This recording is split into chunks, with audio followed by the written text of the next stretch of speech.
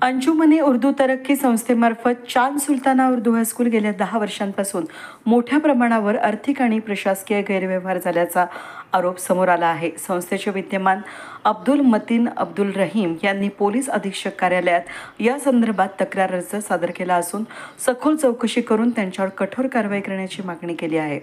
गैरव्यवहाराचे आरोप तक्रारीनुसार संस्थेच्या व्यवस्थापन बेकायदेशीररित्या व्यक्तींना बळकावले होते। या काळात शिक्षक भरती प्रमाणपत्र आणि बोगस पगार रोखे तयार करून मोठ्या प्रमाणावर आर्थिक भ्रष्टाचार केल्याचे आरोप यामध्ये केलेले आहेत। संस्थेतील कर्मचारी आणि शिक्षकांच्या सेवा पुस्तकांमध्ये बदल करून संगनमताने गैरव्यवहार केल्याचंही उघड झालंय।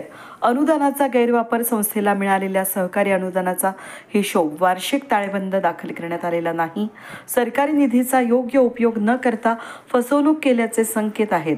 संस्थेची प्रतिमा मलिन होईल अशा पद्धतीने गैरव्यवहार करण्यात आलेले आहे। या प्रकरणाची सखोल चौकशीची मागणी चेअरमन अब्दुल मतीन यांनी सादर केलेल्या तक्रारीमध्ये म्हटली आहे। या व्यवस्थापनाने संस्थेच्या पोलीस प्रशासनाने या प्रकरणी सखोल चौकशी करून कारवाई करावी अशी मागणी करण्यात आली आहे।